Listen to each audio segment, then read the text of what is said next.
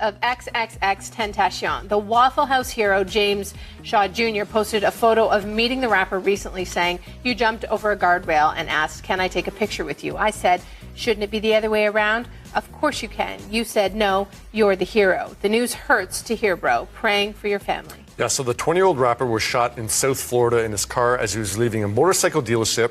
It does seem like it was a targeted shooting as two men approached XXX's car with masks and hoodies. It's possibly a robbery. Now, eyewitnesses says he wasn't moving after the shooting. He was pronounced dead at the hospital an hour later. Yeah, his death has created a lot of strong reaction on both sides because while he was an inspiration to some, including Kanye West, who tweeted yesterday, he had a very disturbing past. Yeah, so he was awaiting trial for domestic violence against his pregnant girlfriend. He had been accused of witness tampering in that upcoming trial.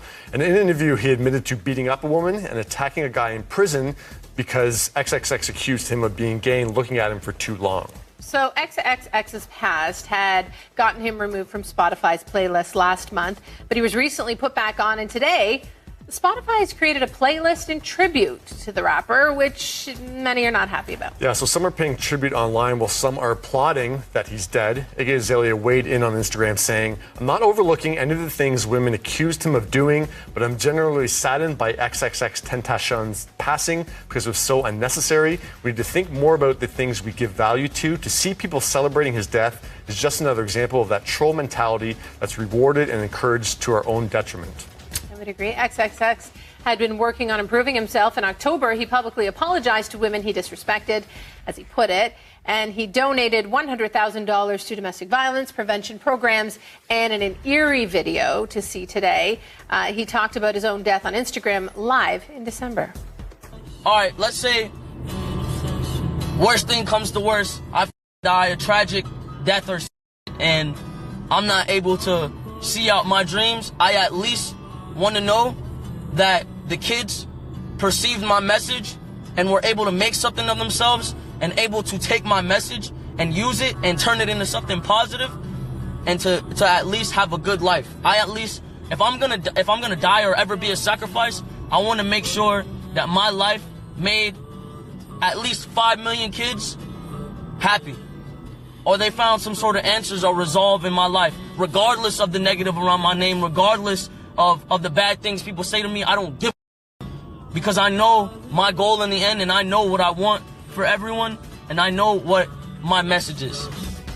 Yeah, so Jeanette says, haven't heard of him, don't know his music. I think that's a lot of people today and last night when this news came out. He isn't a mainstream star just yet. Yeah, he got a lot of publicity with that Spotify thing going back and forth. But no, this is a huge debate online right now. Of course, you never want to wish death on anyone.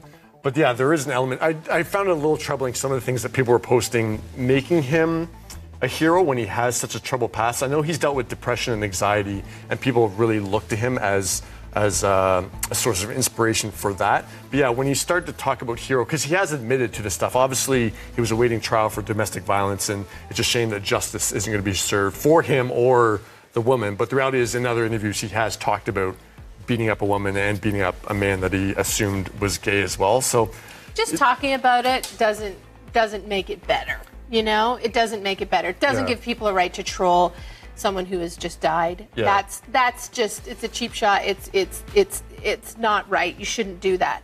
But the reality is, you know, he beat women, right? And so that's a problem. And so I find that that's a hard thing to, I don't know. Yeah, I just think it's an element that just because somebody makes music that you like, I don't think they should necessarily be a role model for you or a hero. I think there's, like James Shaw Jr., amazing hero, someone to really look up to, even though he's not famous. I think sometimes being a hero gets caught up in being famous. Like, people become role models just because they're famous and you like their music. I think, yeah, XXX really people had should be role models for the way they live their lives. Yeah. The things that they do outside of the spotlight. The things you do in front of the spotlight, that's great. That's really wonderful. But there was a lot of stuff that he did behind the scenes that wasn't great, that obviously he was about to answer for.